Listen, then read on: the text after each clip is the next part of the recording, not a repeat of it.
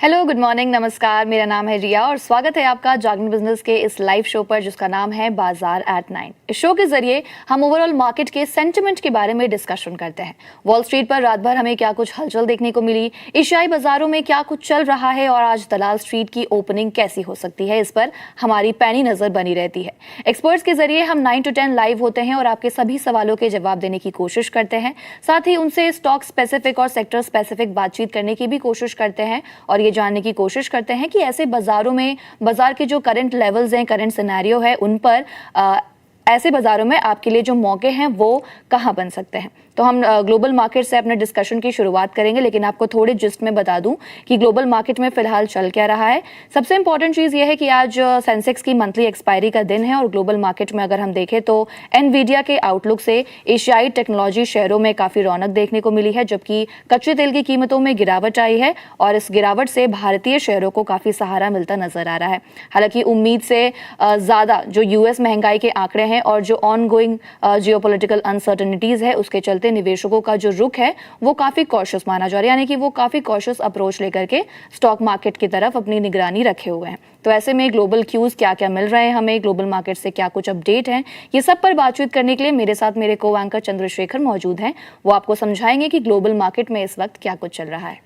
Good morning Riya. Good morning. Good morning सभी दर्शकों को। तो रिया, आज आपने ग्लोबल मार्केट्स के बारे में पूछा है, तो आज जो है गिफ्ट बाजार की शुरुआत एक फ्लैट टू नेगेटिव नोट पर हो सकती है, क्योंकि गिफ्ट निफ्टी करीब 40% की गिरावट 40 अंकों की गिरावट के साथ कारोबार कर रहा है। कल अमेरिकी बाजार भी हल्के लाल निशान में बंद हुए थे। हालांकि आज डाउ फ्यूचर्स करीब 180 पॉइंट्स की तेज़ी दिखा रहा है। वहीं एशियन पीयर्स की बात करें तो यहाँ भी मिला जुला कारोबार है। निकाई में हल्की तेज़ी, तो हैंग सेंग करीब 130 अंक टूटकर कारोबार कर रहा है। जैसा कि आपने शुरुआत में कहा था, मार्केट के लिए सबसे बड़ी राहत की बात है कच्चे तेल की कीमतें जो $87 प्रति बैरल के आसपास बनी हुई है। दरअसल कल ईरान ने कहा है कि उसने स्ट्रेट ऑफ हॉर्मूज को लेकर ओमान के साथ एक समझौता कर लिया है, खासकर रेवेन्यू शेयरिंग के लिए। मिडिल ईस्ट से फिलहाल यही एक अपडेट है। इस वजह से कच्चे तेल की कीमतों में नरमी बनी हुई है। ऐसा कोई बयान नहीं आया जिससे एनर्जी संकट या क्रूड की प्राइसेस में स्पाइक आए। वहीं कल यूएस अमेरिकन जीडीपी के आंकड़े आए हैं, तो यहाँ पर अमेरिका में सालाना महंगाई दर 65वें महीने लगातार फेडरल रिजर्व के 2% के लक्ष्य से ऊपर बनी हुई है, जो थोड़ी सी चिंता की बात है। ऐसे में इस बात पर बहस हो सकती है कि क्या ब्याज दर बढ़ाई जाए या उन्हें स्थिर रखा जाए। ओके, गोल्ड सिल्वर पर हम थोड़ा बातचीत कर लेते हैं और देख लेते हैं कि गोल्ड सिल्वर पर क्या कुछ अपडेट है। तो आपको बता दें कि सोने की कीमतें $4600 प्रति ऑन्स के आसपास स्टेबल रही है। स्पॉट गोल्ड की अगर हम स्पेसिफिकली बात करें तो 0.5% बढ़कर $4615 प्रति ऑन्स पर हो गया है, जबकि अगर हम यूएस गोल्ड फ्यूचर्स की बात करें तो ये 0.4% की बढ़ोतरी के साथ 4669 पर ट्रेड करता नजर आ रहा है। ये जो धातु है गोल्ड, उसमें हम गिरावट देख रहे हैं और ये गिरावट तब आई है जब डेटा से पता चला कि यूएस में महंगाई का जो स्तर है वो काफी ऊंचा बना हुआ है। पिछले कारोबारी सेशन यानी कि कल के सेशन की अगर हम बात करें तो 1.4% की गिरावट के बाद बुलियंस की कीमतों में थोड़ी बढ़ोतरी हुई, जिससे कि इसकी 5 दिनों की लगातार बढ़त का जो सिलसिला है वो खत्म सा हो गया। और अगर हम अंतर्राष्ट्रीय बाजारों में सिल्वर की बात करें यानी कि स्पॉट सिल्वर की बात करें तो कीमतें $68.50 प्रति ऑन्स पर है। ऐसे में अब देखना होगा कि सोने चांदी में जो ये बढ़त का सिलसिला है वो कब तक रहता है या फिर गिरावट आती है। आने वाले दिनों में ये देखना काफी दिलचस्प हो जाएगा। लेकिन अब मैं चंद्रशेखर से जानना चाहूंगी, स्टॉक जो हमारा स्टॉक्स इन फोकस है उस सेगमेंट पर हम बात करेंगे, उनके पास कौन कौन से स्टॉक्स हैं जो आज बाजार के फोकस में रह सकते हैं और हम एक एक करके इन स्टॉक्स पर आपसे चर्चा करेंगे। सबसे पहले चंद्रशेखर, आपकी लिस्ट में कौन कौन से स्टॉक्स हैं, हमें बताइए। जी, मेरी लिस्ट में 3 स्टॉक्स हैं। तो उनमें सबसे पहले है वेदांता। वेदांता की पेरेंट कंपनी वेदांता रिसोर्सेज ने हाल ही में मीडिया में चल रही उन अटकलों को खारिज कर दिया है जिनमें कहा जा रहा था कि वह वेदांता एल्यूमिनियम या वेदांता ग्रुप की किसी अन्य कंपनी में हिस्सेदारी बेच सकती है। कंपनी ने साफ किया कि फिलहाल ऐसा स्टेक सेल बेचने का उसका कोई इरादा नहीं है। इसके अलावा रिया, आपके पास क्या स्टॉक्स हैं? ओके, तो मेरा जो अगला स्टॉक है वो है डिफेंस की जानी मानी company Bharat electronics. Bharat electronics को पिछले 16 दिनों में करीब 730 करोड़ के नए ऑर्डर्स मिले हैं और हमने देखा है कि जब जब इन कंपनीज को ऑर्डर मिलते हैं ये कंपनी के लिए काफ़ी पॉजिटिव फैक्टर होता है और हम इस पे क्या कुछ हलचल होगा वो भी आज देखेंगे कि ऑर्डर का जो ये न्यूज़ है है इस पर स्टॉक में क्या एक्शन देखने को मिलता है। कल की अगर हम बात करें तो चार्ट्स बिल्कुल आपके सामने है। 1.14% की गिरावट के साथ भारत इलेक्ट्रॉनिक्स का शेयर 408 के लेवल पर कल क्लोज हुआ था। ऐसे में आज देखेंगे और एक्सपर्ट से भी बातचीत करेंगे कि इस स्टॉक में आपकी जो इन्वेस्टमेंट स्ट्रैटेजी है वो क्या हो सकती है। अगला स्टॉक कौन सा है चंद्रशेखर? ये अगला स्टॉक है फिजिक्स वाला। ये स्टॉक भी काफ़ी बजिंग स्टॉक है, काफ़ी दिनों से इसमें एक हरकत देखने को मिल रही है। तो यहाँ पर एक खबर जो आई है वो है कि लाइट स्पीड अपॉर्चुनिटी फंड ने फिजिक्स वाला से अपने सभी जो इक्विटी शेयर्स हैं, करीब 4.67 करोड़ इक्विटी शेयर जो है 550 करोड़ों में बेचकर एग्जिट किया है। ये शेयर 117 रुपये 72 पैसे प्रति शेयर की कीमत पर बेचे गए हैं।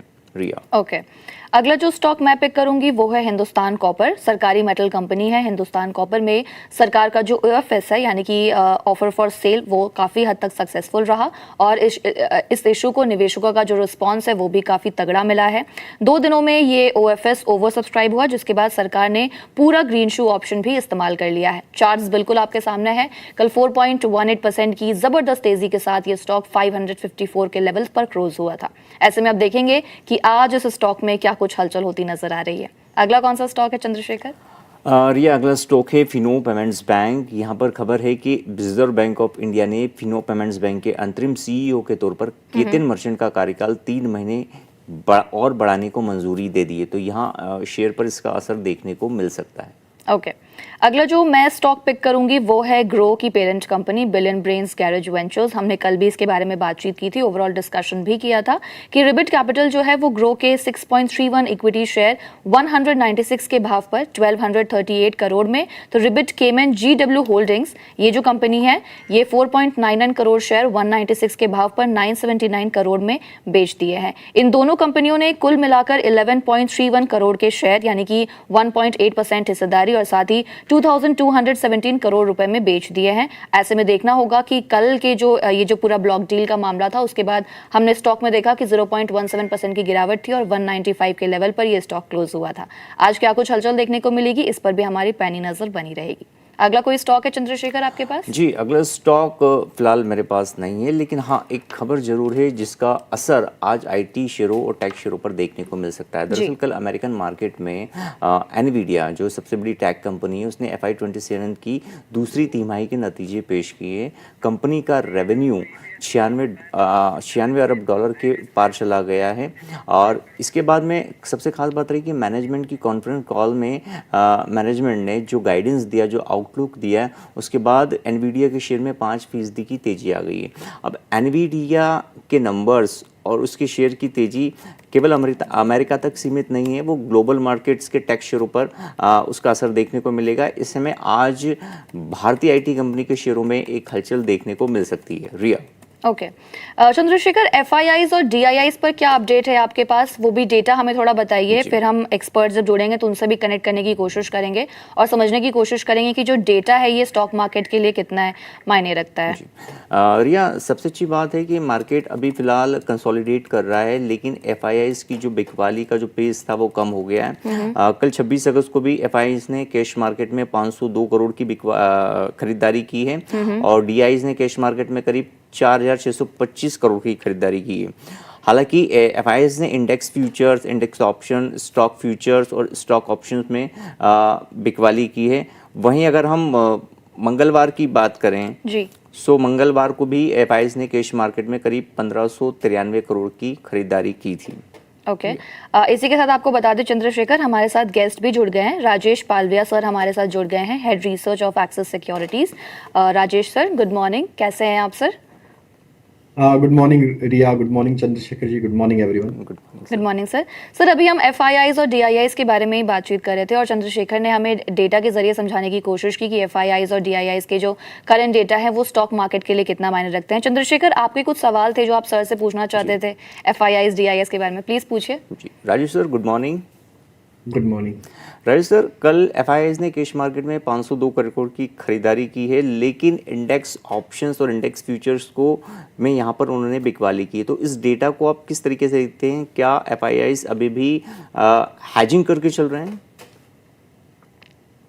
तो देखिए एफआईआई का जो नेट इनफ्लो देखने को मिला है वो सीरीज का पहला दिन था, तो काफ़ी कुछ रोल ओवर एक्टिविटी के बाद की जो बाइंग इंटरेस्ट था या जो स्टॉक्स में या इंडेक्स में उन्हें पोजीशन बनानी थी वो देखने को मिली। अगर हम रोल ओवर डेटा में देखें तो 2 लाख के आसपास निफ्टी में ओपन इंटरेस्ट शेड होते हुए दिखा था, और बैंक निफ्टी में भी करीब 2-2.5 लाख शेयर के आसपास ओपन इंटरेस्ट शेड हुआ था रोल ओवर एक्टिविटी में। अब ये सीरीज का पहला दिन था, एफआई ने जो बाइंग की है उसमें हमने देखा कि काफ़ी कुछ ब्लॉक डील्स भी कल प्ले आउट होते हुए दिखी, और उसमें भी कई हमने देखा कि एफआई का पार्टिसिपेशन वो ब्लॉक डील्स में भी था, जिसके चलते उनका एक नेट इनफ्लो का फिगर यहाँ पे बनते हुए दिखा है।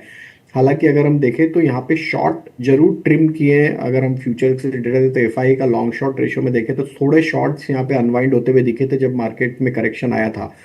बट यस डेफिनेटली जिस तरीके का बिहेवियर हमने देखा है अभी एफआईआई के फ्लोज का, वो एक क्लियरली दिखाता है कि वो अभी एक डायरेक्शनल ट्रेड की तरफ अभी यहाँ पे अपना फंड डिप्लॉय नहीं कर रहे या अपने ट्रेड प्ले नहीं कर रहे। जो भी ट्रेडिंग पोजीशन है वो काफ़ी स्टॉक स्पेसिफिक, और हमने देखा है कि एक हेज ट्रेड की तरह यहाँ पे अपने फंड को डिप्लॉय कर रहे हैं, क्योंकि एक निफ्टी में हमें लगता है बेंचमार्क इंडाइसेस अभी भी एक रेंज में रहेगा, और मेजर फ्लो जो होते हैं जो एक हेज फंड्स के जो होते हैं या आर्बिट्रेज फंड के होते हैं वो काफ़ी कुछ लिंक होते हैं इंडेक्स ट्रेड्स के थ्रू। तो वो हमें लगता है कहीं ना कहीं अभी भी एक हेज ट्रेड की तरह ये पैसा मार्केट में अभी आ रहा है। इसको नेट इनफ्लो की तरह ट्रीट नहीं करना चाहिए, क्योंकि हमें लगता है कि अभी भी इंडेक्स एक दायरे में ही ट्रेड करेगा आगे आने वाले कुछ समय में। ओके सर मैं आपसे जानना चाहूँगी निफ्टी और बैंक निफ्टी के बारे में। सवाल यह है कि सर निफ्टी और बैंक निफ्टी के लिए टेक्निकल आउटलुक्स क्या हो सकते हैं, सपोर्ट और रेजिस्टेंस लेवल क्या हो सकते हैं, और आपको क्या लगता है आज मार्केट की ओपनिंग कैसी हो सकती है? तो देखिए निफ्टी में अब कैश सेशन के बाद जो एक सेटलमेंट होके जो प्राइस आता है उससे निफ्टी के चार्ट सेटअप तो काफ़ी चेंज हो जाते हैं क्लोजिंग बेसिस पे। जी। लेकिन हम अगर इसको ओवरऑल देखें तो ब्रॉडली अभी भी निफ्टी एक रेंज में ही फंसा हुआ है। नीचे में अगर हम देखें तो 24,200 24,150 ये एक इमीडिएट सपोर्ट है। मेजर पुट बेस कंसंट्रेशन भी 24,200 24,100 की स्ट्राइक पे ही बनते हुए दिखा है, तो यहाँ थोड़ा कॉन्फिडेंस है मार्केट को एक सपोर्ट के लिए। मेजर डाउन मूव जो बनेगा वो 24,100 अगर टूट जाता है तो बनेगा। हायर साइड पे भी देखें तो एक रेंज बाउंड ही लगता है, हमें लगता है 24,300 24,400 पे कल के सेशन में भी कॉल राइटर्स ने अपनी पोजीशन ऐड करी है। तो हमें लगता है बड़ा मूव जो बनना है निफ्टी में, अगर ऊपर की तरफ निफ्टी को जाना है तो 24,400 के लेवल को क्रॉस करना होगा। वो एक इंपॉर्टेंट लेवल है, अगर वो क्रॉस होता है तो बड़ा मूव बनेगा। तो ओवरऑल अगर इस सेटअप को समझे तो हमें लगता है 24,100 से 24,400 ये एक दायरा है। कुछ समय हमें लगता है मार्केट इसी में बिताएगा जब तक कि ये रेंज का ब्रेकआउट नहीं होगा। बड़े मूव यहाँ पे नहीं आएंगे, ये रेंज बाउंड ही ट्रेड रहेगा। अब रही बात बैंक निफ्टी की, बैंक जी। निफ्टी हमें थोड़ा मजबूत लग रहा है। तो यहाँ पे एक अच्छी बाइंग इंटरेस्ट बन रही है। अगर हम देखें तो बैंक निफ्टी के कॉन्स्टिट्यूएंट अगर देखें तो private sector bank as well as PSU banking basket दोनों में ही बाइंग इंटरेस्ट लौटते हुए दिखा है। और बैंक निफ्टी अपने एक इंपॉर्टेंट सप्लाई जोन जो कि है 57,800 से 58,000 का, उसके आसपास ही ट्रेड कर रहा है। हमें लगता है 58,000 का लेवल अगर बैंक निफ्टी क्रॉस कर लेता है तो यहाँ पे एक शॉर्ट कवरिंग आते हुए दिखेगी जो कि 58,300 से 400 की तरफ लेके जा सकती है। तो बैंक निफ्टी में लॉन्ग साइड का ट्रेड रखें with stop loss of 57,500। Okay sir market open होने में सिर्फ 1 मिनट का वक्त है, तो आप हमें बताइए कि आप कैसी ओपनिंग एक्सपेक्ट कर रहे हैं मार्केट्स की आज? तो आई थिंक हमें लगता है जो कल डाउन टिक मिला था एडजस्टमेंट का वो एटलीस्ट एडजस्ट होके मार्केट वापस 60-70 पॉइंट ऊपर ओपन होना चाहिए। और हमें लगता है यहाँ पे वही 24,300 के आसपास वापस सप्लाई बनते हुए दिखेगा। तो 24,300 इंट्राडे बेसिस पे स्पॉट पे हम मॉनिटर करेंगे। अगर वो क्रॉस कर लेता है तो हमें लगता है कि थोड़ा इंडेक्स में और 50 पॉइंट का अपमूव 24,350 की तरफ बढ़ सकता है। ओके चंद्रशेखर, आपके पास कोई अपडेट है? क्योंकि अब सिर्फ हमारे पास 1 मिनट का वक्त बाकी है और फिर मार्केट्स खुलने हैं, तो आप कुछ बताना चाहेंगे व्यूवर्स को? रिया, प्री मार्केट ओपन जो सेटल हुआ है वो करीब 70 पॉइंट्स की तेजी के साथ निफ्टी सेटल हुआ है 24,277 पे। वहीं बैंक निफ्टी जो है 201 पॉइंट की तेजी के साथ 57,985 के आसपास ओपन हुआ है। चूंकि अब मार्केट ओपन हो चुके हैं तो निफ्टी जो है बैंक निफ्टी 57,959 के आसपास ट्रेड कर रहा है। ये करीब 58,000 के बड़े साइकोलॉजिकल लेवल के आसपास है, और निफ्टी 24,283 के आसपास ट्रेड कर रहा है। अब हम बात कर लेते हैं निफ्टी के एडवांस और डिक्लाइन रेशियो की। तो निफ्टी का एडवांस डिक्लाइन रेशियो बता रहा है कि 38 शेयरों में खरीदारी, जबकि 10 शेयरों में बिकवाली आ गई, जबकि 2 में कोई बदलाव नहीं हुआ। अब हम अगर टॉप गेनर्स की बात करें तो यहाँ पर बजाज फाइनेंस करीब 1.25% की तेजी के साथ कारोबार कर रहा है। इसके अलावा Kotak bank, Adani enterprises, BEL में चूंकि एक खबर भी थी आपने बताई थी, हिंडाल्को। इसके अलावा लूजर्स की अगर हम बात करें तो लूजर्स में एचडीएफसी बैंक, हालांकि मामूली गिरावट है यहाँ पर, Grasims, Tata consumer, Axis bank और भारती एयरटेल है। Riya, okay, thank you so much Chandrashekhar, आप हमारे साथ जुड़े, आपने कीमती वक्त निकाला और हमारे ऑडियंस को बखूबी ग्लोबल मार्केट से लेकर के इंडियन स्टॉक मार्केट के जो पूरे अपडेट्स है उससे रूबरू कराया। इसके लिए आपका बहुत बहुत शुक्रिया। थैंक यू रिया। चलिए हम अपना डिस्कशन आगे बढ़ाएंगे और हम राजेश सर से अब स्टॉक स्पेसिफिक बात करेंगे, उन स्टॉक्स पर बातचीत करेंगे जिस पर आज बाजार का फोकस रहने वाला है। ये हमारा अगला सेगमेंट है स्टॉक्स एंड फोकस। सबसे पहले जो स्टॉक हम पिक करेंगे वो है भारत इलेक्ट्रॉनिक्स का। सर, भारत इलेक्ट्रॉनिक्स के लिए एक अपडेट आया है कि पिछले 16 दिनों में करीब कंपनी को 730 करोड़ रुपए के ऑर्डर्स हासिल हुए हैं और जब जब भी ये ऑर्डर्स का हम एक न्यूज़ देखते हैं तो स्टॉक पर काफ़ी पॉजिटिव इंपैक्ट पड़ता हम देखते हैं। और ये देखिए आपके सामने है 0.43% की मामूली बढ़ोतरी है और 408 के लेवल पर भारत इलेक्ट्रॉनिक्स का शेयर इस वक्त ट्रेड कर रहा है। सर, इस स्टॉक में इन्वेस्टमेंट स्ट्रैटेजी क्या होनी चाहिए? होल्ड करना चाहिए, बाय की सलाह है आपकी, या फिर अवॉइड करना चाहिए? आप क्या सजेस्ट करेंगे ऑडियंस को? और तो देखिए, अगर निवेश के नज़रिए से अगर आप ये स्टॉक देख रहे हैं बीएल का, भारत इलेक्ट्रॉनिक्स का, तो ये एक अच्छा अपॉर्चुनिटी है स्टॉक को बाय एंड एक्यूमुलेट करने का। Overall long term structure bullish है, नियर टर्म चार्ट पे थोड़ी सी वीकनेस है, कंसोलिडेशन यहाँ पे होते हुए दिख रहा है, बट हमें लगता है जब तक ये 400 के ऊपर बना हुआ है सेटअप अभी भी पॉजिटिव साइड में। स्टॉक अगर 418 420 के लेवल क्रॉस करता है तो ये स्टॉक में फिर 440 तक की अपसाइड भी बनते हुए दिख सकती है। तो एट दिस मोमेंट हम कहेंगे कि 400 रुपये का स्टॉप लॉस फॉलो करें और थोड़ा सा पोजिशनल नजरिया है तो इसमें बने रहे। हमें लगता है आगे आने वाले समय में ये अच्छे रिटर्न देगा। ओके सर, अगला जो स्टॉक पे मैं आपसे बातचीत करना चाहूंगी सर वो है फाइनेंशियल सर्विसेज की जानी मानी कंपनी जियो फाइनेंशियल सर्विसेज। जियो फाइनेंशियल सर्विसेज की जियो क्रेडिट यूनिट काफ़ी तेज़ी से एक्सपैंड हो रही है और कंपनी के सीईओ हितेश सेठिया ने बताया है कि Q1 FY27 में जियो क्रेडिट का ग्रॉस AUM यानी कि एसेट अंडर मैनेजमेंट 30,000 करोड़ के पार पहुंच गया है और ये सालाना बेसिस पर 163% की बढ़ोतरी है, जबकि तिमाही में जो डिसबर्समेंट है वो 173% की बढ़ोतरी के साथ 11,252 करोड़ रुपए रहा है। चार्ट्स आपके सामने है, 0.41% की मामूली बढ़त है और 242 के लेवल पर ट्रेड होता नजर आ रहा है जियो फाइनेंशियल सर्विसेज। सर, ये स्टॉक आपको कैसा लगता है और if not this stock then financial services से और कोई आपके प्रेफर्ड बेट्स हैं? तो आई थिंक जियो फाइनेंशियल अगर हम देखें तो करेक्शन के बाद लोअर साइड पे ही कंसोलिडेट होते हुए दिख रहा है। हालांकि अभी भी स्टॉक का near term short term structure देखें तो अभी भी वीक जोन में ही है। हमें लगता है जब तक ये स्टॉक में 270 के लेवल क्रॉस नहीं होंगे कोई बड़ा अपमूव यहाँ पे अनफोल्ड नहीं होगा। तो लंबी अवधि के लिए अगर किसी को निवेश करना है तो ही इसमें बने, अदरवाइज हमें लगता है ट्रेडिंग पॉइंट ऑफ व्यू से अभी भी यहाँ पे वीकनेस है और अपॉर्चुनिटी अभी बहुत ब्लिक है यहाँ पे। हमें लगता है यहाँ पे अगर आपको एनबीएफसी स्पेस में या फाइनेंशियल स्पेस में ही बैट लेना है तो यहाँ पे हमें श्रीराम फाइनेंस का स्ट्रक्चर काफ़ी प्रॉमिसिंग लगता है और हमें लगता है कि ये स्टॉक में पोटेंशियल है। जैसे ही स्टॉक में 1130 1140 के लेवल क्रॉस होंगे ये स्टॉक 1200 की तरफ बढ़ते हुए दिखेगा। On the down side stop loss अगर फॉलो करना है तो यहाँ पे होगा करीब 1080 के आसपास। वहीं हमें बजाज फाइनेंस का स्ट्रक्चर भी पसंद आता है इसी सेगमेंट में और हमें लगता है कि बजाज फाइनेंस में भी पोटेंशियल है। इस स्टॉक को भी बाय की लिस्ट में रखा जा सकता है एनबीएफसी स्पेस में और हमें लगता है कि बजाज फाइनेंस में भी एक अच्छा अपमूव बनते हुए दिख सकता है। स्टॉक में हालांकि ऊपरी स्तरों से थोड़ा सा करेक्शन हुआ था लेकिन अब वापस 1100 के लेवल को रिगेन करने में कामयाब हो रहा है। तो 1100 के ऊपर अगर ये सस्टेन होना चालू होता है तो 1150 1180 की तरफ ये स्टॉक बढ़ सकता है। ऑन द डाउन साइड 1070 के आसपास स्टॉप लॉस फॉलो करें। ओके सर, सर अगला जो स्टॉक पे मैं बातचीत करना चाहूँगी वो है वेल्सपन कॉर्प लिमिटेड। कल हमने देखा था कि ब्लॉक डील भी हुई थी और आज जब मैं चार्ट्स देख रही हूँ तो 4.67% की बढ़ोतरी है, 2414 के लेवल पर इस वक्त ट्रेड होता नजर आ रहा है। ये स्टॉक आपको कैसा लगता है सर? क्या ये स्टॉक फ्रेश इन्वेस्टमेंट के लिए सही होगा? तो देखिए काफी बड़ा रनअप रिया जी इस स्टॉक में देखने को मिला। इस करंट मंथ में ही करीब 47% स्टॉक बढ़ा है और कैलेंडर ईयर में देखें तो करीब 200% के गेन ये स्टॉक ने ऑलरेडी दिए हैं। काफी बड़ा रनअप ऑलरेडी स्टॉक में हो चुका है। कल जो ब्लॉक डील थी उसके बाद भी हमने देखा कि स्टॉक वापस अपने ऑल टाइम हाई ट्रेजेक्टरी की तरफ बढ़ते हुए दिख रहा है। तो हमें लगता है कि अभी किसी को फ्रेश निवेश करना है तो थोड़ा रिस्क यहाँ पे इन्वॉल्व होता है, क्योंकि अगर ट्रेडिंग पॉइंट ऑफ व्यू से ले रहे हैं तो हमें लगता है कि रिस्क रहेगी। बट अगर आपका निवेश का नजरिया और आप स्टैगर्ड बाय करते हैं तो स्टॉक में स्ट्रेंथ है, कोई भी माइनर डिक्लाइन में स्टॉक को आप ऐड करते रहें।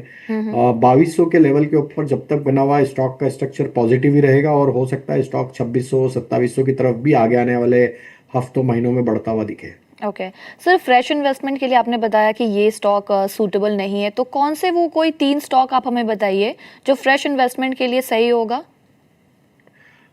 तो आई थिंक देखिए, एक फार्मा एक स्पेस है जहाँ पे जी। हमें ग्लेनमार्क फार्मा पसंद आ रहा है। ये स्टॉक में एक अच्छा बड़ा ब्रेकआउट हुआ है, और ये फार्मा एज ए स्पेस एक अच्छे मोमेंटम में है। तो ग्लेनमार्क में हम एक्सपेक्ट करें 2600 की तरफ ये स्टॉक बढ़ता हुआ दिखेगा। 2600 से 2650 की तरफ मूवमेंट रहेगा, तो इसको बाय एंड एक्यूमुलेट करें। ऑन द डाउन साइड 2420 के आसपास के स्टॉप लॉस रखें। वहीं हमें लगता है ऑटोमोबाइल स्पेस पे अशोक लीलैंड पे फोकस रखना चाहिए। स्टॉक में एक ब्रीफ प्रॉफिट बुकिंग के बाद वापस से स्टॉक में एक अच्छा अप मूव बनते हुए दिख रहा है। तो गोइंग फॉरवर्ड हमें लग रहा है 195 की तरफ ये स्टॉक बढ़ते हुए दिख सकता है। बाय एंड एक्यूमुलेट की सलाह रहेगी। ऑन द डाउन साइड 170 72 के आसपास के स्टॉप लॉस रखें। वहीं अगर तीसरे स्टॉक की अगर हम बात करें तो जी। तीसरा स्टॉक जो हमें पसंद आ रहा है वो है कोचिन शिपयार्ड। ओके। ये स्टॉक में एक अच्छा ब्रेकआउट रजिस्टर होते हुए दिखा है। जिस तरीके के सेटअप यहाँ पे बने हैं, कोचिन शिपयार्ड में हम टारगेट एक्सपेक्ट कर रहे हैं 1600 से लेके 1620 की तरफ। इन्वर्टेड हेड एंड शोल्डर का डेली चार्ट पे ब्रेकआउट यहाँ पे रजिस्टर होते हुए दिख रहा है। तो 1510 के स्टॉप लॉस से यहाँ पे भी बाय एंड एक्यूमुलेट की सलाह रहेगी। Okay sir. सर, अगला जो स्टॉक पर हम बातचीत करेंगे वो है ICICI prudential AMC. Block deal की तैयारी है, तो सर ये स्टॉक को देखिएगा, इसके चार्ट्स लगाइएगा प्लीज। देखते हैं कि खबर का कोई इम्पैक्ट देखने को मिल रहा है स्टॉक पर। बिल्कुल 4.24% की गिरावट है, 3086 के लेवल पर ट्रेड होता नजर आ रहा है। सर, क्या ये ब्लॉक डील की खबर की वजह से ही स्टॉक में हम गिरावट देख रहे हैं? क्या ये ब्लॉक डील का ही इम्पैक्ट है? और दूसरा कि सर इस पे आपका पॉइंट ऑफ व्यू क्या है इस स्टॉक पर? आई थिंक देखिए, ब्लॉक डील के चलते यस जरूर दबाव देखने को मिला है स्टॉक में। हालांकि स्टॉक अब ब्लॉक डील के बाद के प्राइस को अगर हम देखें तो, या उसके चलते जो दबाव बना है उसके चलते स्टॉक ने 20 डे मूविंग एवरेज भी अब तोड़ दिया है। तो हमें लगता है यहाँ पे अब जब तक ये 3150 3200 के लेवल वापस रिगेन नहीं करता है, स्टॉक में थोड़ा दबाव रहेगा कुछ समय के लिए। साइडवेज कंसोलिडेशन का बिहेवियर देखने को मिल सकता है। जी। Overall on the down side इसके मेजर सपोर्ट जो है वो करीब 3020 के आसपास है। वो लेवल के आसपास अगर मिलता है तो वहाँ बाय करें। अगर आपका लंबी अवधि का या शॉर्ट टू मीडियम टर्म के हिसाब से अगर आप अपॉर्चुनिटी देख रहे हैं तो 3020 के आसपास के स्टॉप लॉस रखें या उसके नज़दीकी बाय करें। Okay sir. टॉप गेनर्स और लूजर्स के चार्ट्स हम देख सकते हैं क्या अभी?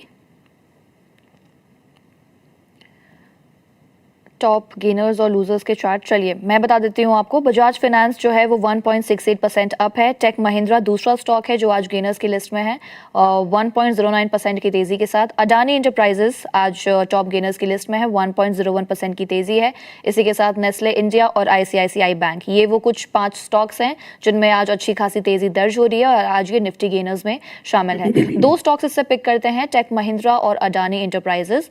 सर, ये 2 स्टॉक आपको कैसा लगता है? क्योंकि एनवीडिया के जो आउटलुक आया था उस पर भी हमने शुरुआती सेशन में ही बातचीत करी थी। क्या टेक महिंद्रा में उसका ही इम्पैक्ट देखने को मिल रहा है जिसकी वजह से आज ये टॉप गेनर्स में है? कैसा लगता है आपको ये स्टॉक? और आईटी स्पेस से इसके अलावा कौन से स्टॉक्स हैं जो आपको पसंद आते हैं इस वक्त?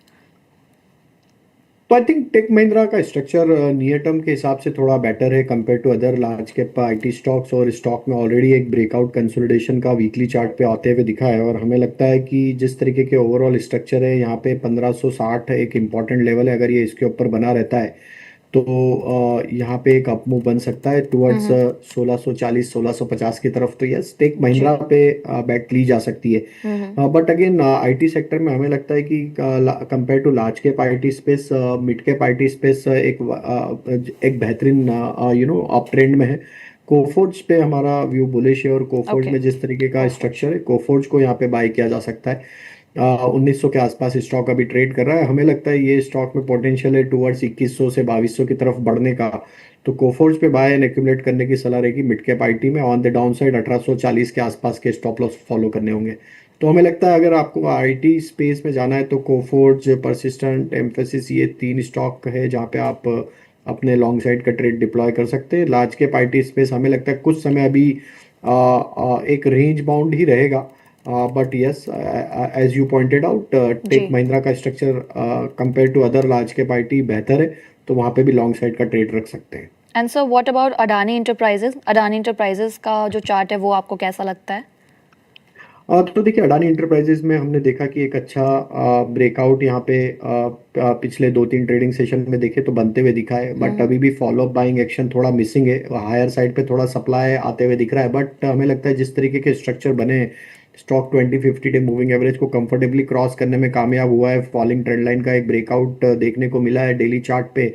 तो यहाँ पे 3200 से 3240 की तरफ स्टॉक बढ़ते हुए दिख सकता है। एट दिस मोमेंट हम सजेस्ट करेंगे करीब 3100 से लेके 3090, ये रेंज में आपको स्टॉप लॉस जरूर रखना होगा अगर आप ट्रेडिंग पॉइंट ऑफ व्यू से बाय कर रहे हैं। ओके सर, टॉप लूजर्स के भी चार्ट्स देखते हैं और देखते हैं कि टॉप लूजर्स में फिलहाल कौन कौन से स्टॉक्स कामकाज कर रहे हैं। टॉप लूजर्स के चार्ट्स दिखाइएगा प्लीज़। एचडीएफसी बैंक आज गिरा हुआ है, 0.92% की गिरावट है, मामूली गिरावट है। श्रीराम फाइनेंस में भी आज गिरावट दर्ज हो रही है, इसी के साथ एचसीएल टेक में भी गिरावट है और हिंडाल्को और पावर ग्रिड, ये वो 5 स्टॉक्स हैं जो आज निफ्टी लूजर्स की लिस्ट में शामिल हैं। इससे 2 स्टॉक को पिक करते हैं, पावर ग्रिड लेते हैं और हिंडाल्को लेते हैं। सर ये दोनों स्टॉक पर आपका क्या पॉइंट ऑफ व्यू है? शॉर्ट से मिड टर्म के लिए टारगेट्स क्या हो सकते हैं इन दोनों स्टॉक्स के लिए? और देखिए, पावर ग्रिड में तो व्यू अवॉइड का ही रहेगा। ये ओके। स्टॉक एक अंडर परफॉर्मिंग स्टॉक रहा है और जी। ये लो बीटा स्टॉक है। जो भी छोटे मोटे पुल बैक बनते हैं हायर साइड पे सप्लाई ही रहता है। 270 इसका मेजर सप्लाई जोन है, 270 275 की रेंज में हर बार हमने देखा है कि यहाँ से सप्लाई बना है। तो as such trading point of view से तो ये स्टॉक को अवॉइड करना चाहिए। रही दूसरे स्टॉक की बात, हिंडाल्को की आपने बात करी, जी हिंडाल्को सर। पे व्यू बुलिश। हिंडाल्को पे व्यू बुलिश है। मेटल एज अ पैक हमें पसंद आ रहा है और हमें लगता है हिंडाल्को एक अच्छे ब्रेकआउट की तैयारी करते हुए दिख रहा है। 1060 1065 के लेवल जैसे ही हिंडाल्को में क्रॉस होंगे, ये स्टॉक में एक अच्छा मोमेंटम बनेगा टुवर्ड्स 1100 1120 की तरफ। तो हिंडाल्को पे बाय एंड एक्यूमुलेट की सलाह है। जब तक ये स्टॉक 1110 के ऊपर बना हुआ है, छोटी मोटी डिक्लाइन में ऐड किया जा सकता है। Okay sir, private banking space से एचडीएफसी बैंक का स्टॉक आपको कैसा लगता है? 0.92% की गिरावट है यार स्टॉक में, और पिछले काफ़ी टाइम से हम देख रहे हैं कि स्टॉक में गिरावट और उतार चढ़ाव का सिलसिला बेसिकली जारी है। पिछले कुछ दिनों में हमने देखा था कि स्टॉक थोड़ा सा ऊपर उठने की कोशिश करी थी और फिर गिरावट का शिकार हुआ और आज फिर से मामूली ही गिरावट है लेकिन गिरा हुआ है। ऐसे में इस स्टॉक पर आपका क्या पॉइंट ऑफ व्यू बनता है? आई थिंक ओवरसोल्ड तो है स्टॉक, लेकिन अभी भी यहाँ पे हमें लगता है कि अगले एक क्वार्टर तक और भी ये स्टॉक इसी तरीके से साइडवेज कंसोलिडेशन ही दिखाएगा। ब्रॉडली स्टॉक में हमें लगता है 780 800 के आसपास सप्लाई रहेगा और लोअर साइड पे 700 के आसपास के इसके सपोर्ट बने हुए। मेजर डाउनफॉल अगर इसमें आना है तो 700 के लेवल को अगर ये तोड़ देता है तो फिर इसमें फर्दर और मेजर डाउन मूव बनते हुए दिखेगा। बट हमें लगता है कि अगर प्राइवेट सेक्टर बैंक में किसी को बाय ही करना है at this moment large cap में, तो कोटक बैंक का स्ट्रक्चर काफी बेहतरीन है। स्टॉक में एक अच्छा ब्रेकआउट यहाँ पे आते हुए दिखा है और जिस तरीके की buying interest open interest add होते हुए दिखा है कल के सेशन में भी, हमें लगता है कोटक बैंक की चाल यहाँ से बढ़ते हुए दिखेगी। ओके। 435 440 की तरफ ये स्टॉक बढ़ सकता है। तो कोटक बैंक बाय करें अगर आपको बाय साइड के ट्रेड पे जाना है बैंकिंग स्पेस में, क्योंकि एज ए बैंकिंग स्पेस एक अच्छे ब्रेकआउट की तैयारी करते हुए देखने को मिल रहा है। ऑलमोस्ट हम 58,000 की दहलीज पे ही ट्रेड कर रहे हैं बैंक निफ्टी में और ये ब्रेकआउट बनता है तो हमें लगता है लार्ज कैप बैंकिंग स्पेस पे कोटक बैंक और आईसीआईसीआई बैंक लीडरशिप पोजीशन लेते हुए दिख सकते हैं। ओके सर, एक सवाल भी इसमें आया था और इसी से कनेक्ट करके पूछूंगी कि बेस्ट वन फार्मा स्टॉक पूछना चाहते हैं और एक बेस्ट बैंकिंग स्टॉक पूछना चाहते हैं जिनमें कि एंट्री लेवल्स और टारगेट्स जानना चाहते हैं। तो ये इस सवाल का जवाब दे दीजिए। आई थिंक बैंक में आपने हमें कोटक बैंक और आईसीआईसीआई बैंक के बारे में बताया है। फार्मा से कौन सा स्टॉक होगा जो एंट्री लेवल के लिए सही हो सकता है? तो देखिए, ग्लेनमार्क फार्मा पे तो हमने चर्चा ऑलरेडी जी। करी और उस जी। पे हमने 2600 तक के टारगेट भी बताए। बट अगर आपको और फार्मा स्पेस में यहाँ पे दूसरे स्टॉक पे भी जाना है तो डिवीज लैब का स्ट्रक्चर भी काफी ओके। स्ट्रांग है। एक बड़े चार्ट पे यहाँ पे ब्रेकआउट बना है और ट्रेडिंग पॉइंट ऑफ व्यू से हमें लगता है ये स्टॉक 9400 9500 की तरफ बढ़ते हुए दिख रहा है। तो यहाँ पे बाय एंड एक्यूमुलेट करें ऑन द डाउन साइड 8950 के आसपास के स्टॉप लॉस रखें ट्रेडिंग के हिसाब से। ओके। एक आखिरी सवाल ले लेते हैं सर। कल्याणी रॉय चौधरी आपसे जानना चाहती है, आपका पॉइंट ऑफ व्यू जानना चाहती है पीएनबी ग्लिट पर। आप क्या सजेस्ट करेंगे उनको? पीएनबी गिल्ट में अगर हम देखें तो अभी जो मेजर सप्लाई जोन है वो करीब है 100 रुपए के आसपास। स्टॉक को अगर हम एनालाइज करें नियर टर्म चार्ट पे भी, तो स्टॉक एक फॉलिंग चैनल में ही ट्रेवल कर रहा है, 20 डे मूविंग एवरेज के आसपास सप्लाई फेस करते हुए देखने को मिल रहा है। तो ये दिखाता है कि स्टॉक में ग्रेजुअल एक सप्लाई जोन तो बना हुआ है, और स्टॉक में अभी बायर इंटरेस्ट अभी भी एब्सेंट है। इसमें मेजर बायर इंटरेस्ट जो बनेगा वो करीब 85 रुपीज़ के लेवल को क्रॉस करने के बाद यहाँ पे थोड़ा लौटते हुए दिखेगा स्टॉक में buyer interest, and then stock फिर 95 की तरफ बढ़ सकता है। बट एट दिस मोमेंट अगर आपने यहाँ पे बाय किया हुआ है या आप बाय कर रहे हैं, तो आपको स्टॉप लॉस जरूर फॉलो करना चाहिए, और वो होगा करीब 75 रुपीज़ के आसपास। Okay, well thank you so much sir for your precious time. आप हमारे साथ जुड़े, हमें बहुत अच्छा लगा। Thank you so much sir, and आपका डिस्क्लेमर लेना चाहूँगी। या इट्स माय प्लेजर। और हम एक ब्रोकिंग कंपनी को रिप्रेजेंट करते हैं, तो जी। जो चर्चा में जो स्टॉक्स पे हमने बात करी है, वो हमने हमारे क्लाइंट्स को जरूर रिकमेंड किए होंगे, या उन पे हमारे क्लाइंट्स की पोजीशन हो सकती है, बट मेरा इसमें कोई पर्सनल निवेश नहीं है जिन स्टॉक्स पे चर्चा की गई है। Okay, thank you so much sir, have a good day. Thank you, thank you. चलिए डिस्कशन को हम आगे बढ़ाएंगे, लेकिन उससे पहले मार्केट अपडेट लेना बहुत ज़रूरी है, और मार्केट अपडेट ले लेते हैं एक बार। चार्ट्स लगाइएगा प्लीज़। मार्केट अपडेट के चार्ट्स बिल्कुल आपके सामने हैं। निफ्टी 50 में हम 0.08% की मामूली बढ़ोतरी दर्ज होती हुई देख रहे हैं। बीएसई सेंसेक्स 0.05% की गिरावट पर है। बैंक निफ्टी की बात करें तो 0.10% अप है। निफ्टी नेक्स्ट 50 भी हरे निशान में है, 0.03% की तेजी है। और निफ्टी स्मॉल कैप की अगर हम बात करें तो 0.22% की तेजी दर्ज होती हुई हम इस वक्त देख पा रहे हैं। हम आगे जो अपना डिस्कशन है उसको बढ़ाएंगे, और उससे पहले हम अपने गेस्ट को भी इंट्रोड्यूस कर लेते हैं ताकि वो आपके सभी सवालों के जवाब आप तक पहुंचा पाए।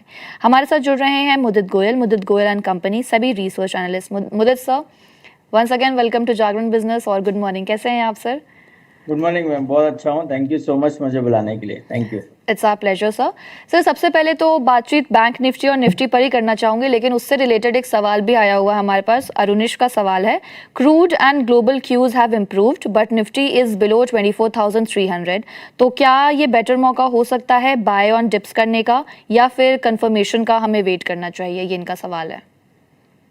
नहीं देखिए, ये बिल्कुल डेफिनेटली बाय ऑन डिप्स करने का मौका है, क्योंकि जियो पॉलिटिकल टेंशंस थोड़ा जी। सुधरे हैं, क्रूड में करेक्शन देखने को मिल रहा है, तो इसका सीधा सीधा पॉजिटिव इम्पैक्ट मार्केट्स पे, इंडियन मार्केट्स पे देखने को मिलना चाहिए। आज सेंसेक्स की एक्सपायरी है, तो जी। उसके चलते वोलेटिलिटी बन सकती है, लेकिन ओपनिंग नोट पे 80 पॉइंट्स की तेजी भी दिखाई, और वहां से फिर प्रॉफिट टेकिंग हुई है, और अभी 24,200 के नीचे हम लोग ट्रेड कर रहे हैं। अभी रिसेंट स्विंग जो लो बना था निफ्टी का 24,150 के आसपास बना था, तो वही स्टॉप लॉस लेके हमें ऐसा लगता है आज के सेशन के लिए खरीदारी का मौका बन सकता है, और बाय करने की सलाह। बाउंस बैक आ सकता है निफ्टी में, और 24,300 के लेवल आज के सेशन में देखने को मिल सकते हैं, तो व्यू पॉजिटिव है। और जो भी हम प्रॉफिट टेकिंग ओपनिंग नोट पर देख रहे हैं, ये खरीदारी का मौका है, बाय करने की सलाह है।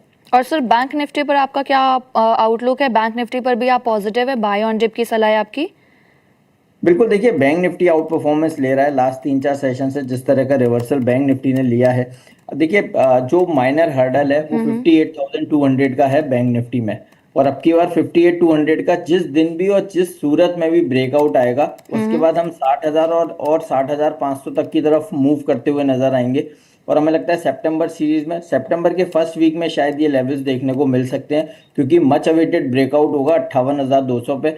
Inverse head and shoulder pattern bank Nifty बना रहा है, उसका ब्रेकआउट देखने को मिलेगा। ओवरऑल स्ट्रक्चर भी बैंक निफ्टी का पॉजिटिव है, और जो कंसोलिडेशन पिछले 3 महीने से देखने को मिला, उस कंसोलिडेशन में ये पैटर्न बन रहा है। तो 58,200 की लेवल रहेगा, जैसे वो ब्रेकआउट आएगा बम बम बम रैली देखने को मिलेगी, और 60,050 तक का अपसाइड मूव बैंक निफ्टी में नजर आता है। कोई आश्चर्य नहीं होगा 1 दिन 2 दिन 5 दिन में ये रैली देखने को मिल जाए, तो ओवरऑल बाय ऑन डिप्स करने की सलाह है। Okay sir. Sir questions pick कर लेते हैं हम फटाफट। मोहम्मद गूस का सवाल है, वो जानना चाहते हैं आपसे कि please let me know about the Skoda tubes which I have 100 shares at 157, also I have 221 shares at 328, तो प्लीज गाइड करें मुझे इन लेवल्स पर, मुझे क्या करना चाहिए? स्कोडा ट्यूब्स ले रखा है इन्होंने। यस, देखिए स्कोडा ट्यूब्स में काफी करेक्शन स्टॉक ने लिया है। एक बेस बना है 124 का 124 के आसपास। सजेशन ये रहेगा 124 के एसएल से होल्ड करने की सलाह है। 124 का ब्रेकडाउन हो जाए, आपको पूछने की भी जरूरत नहीं है, स्टॉक से एग्जिट करने की सलाह होगी। उसके बाद ये स्टॉक फ्रेश ब्रेकडाउन लेगा, फिर ये 110 रुपए तक की डाउन साइड दिखा देगा। तो सजेशन में यही है, अभी कुछ मत कीजिए। 124 का छोटा सा एसएल है, होल्ड करने की सलाह है। ओके सर, प्रदीप जानना चाहते हैं, पूछते हैं कि why is Tata power going so much down. Buy है इनकी 500 स्टॉक्स एट 460 पर मंथ। पूछते हैं कि क्या मैं लॉस बुक कर लूं या फिर मैं और एड ऑन करूं या फिर मैं होल्ड करूं टाटा पावर। देखिए, एड ऑन करने की सलाह है और यहाँ पर कॉस्ट को एवरेज करने की हम सलाह दे रहे हैं। हमारा इस स्टॉक में पॉजिटिव है, नो डाउट इस पर गलत पड़े हैं। 380 रुपये 390 रुपये से लगातार इस स्टॉक में रिकमेंडेशन दे रहे हैं और आज 350 पर है। तो जिन्होंने भी हमारे कहने पे लिया होगा डेफिनेटली पेन में होंगे। बट स्टिल देखिए, मैं एक चीज़ बोलता हूँ, पावर की अगर प्राइवेट सेक्टर में बात करते हैं तो दिग्गज कंपनियों में से एक है और कहीं भी कोई मूवमेंट आता है पावर का तो टाटा पावर को उसका सबसे पहले बेनिफिट देखने को मिलता है। तो व्यू ओवरऑल पॉजिटिव है, फंडामेंटल वाइज स्ट्रॉन्ग कंपनी है और फिर टाटा ग्रुप तो टाटा ग्रुप है, तो उस पर तो लगाव हमेशा ही रहता है। तो इसीलिए आपको थोड़ा सा अभी पेन है, यहाँ कॉस्ट को एवरेज कर लीजिए। पता नहीं कब से रिवर्सल देखने को मिलेगा और रिवर्सल आएगा आपकी बार तो बहुत तगड़ा रिवर्सल आएगा। सो इसलिए यहाँ पर कॉस्ट को एवरेज करने की सलाह है। ओके सर, अगला जो हम सवाल पिक करेंगे वो है भारत डायनामिक्स पे आया है। 1638 का ले रखा है, लॉन्ग टर्म पर्सपेक्टिव जानना चाहती हैं आपका और लिखती हैं कि what average can happen. Yes, देखिए यहीं पर आप एवरेज भी कर सकती हैं और long term perspective BDL Bharat dynamic पे बड़ा पॉजिटिव है और ओवरऑल स्ट्रक्चर और कंपनी वाइज तो कोई टेंशन ही नहीं है। और सिंपल बस एक ही चीज है, चार्ट्स पर अभी ब्रेकआउट 1405 पर देखने को मिलेगा और अब ये काउंटर 1360-62 के आसपास ट्रेड हो रहा है। तो यहाँ पर थोड़ा सा होल्ड करने की सलाह है, लेकिन 1405 का जिस दिन भी ब्रेकआउट आएगा उसके बाद ये काउंटर 1600 रुपए तक के अपसाइड मूव दिखाएगा।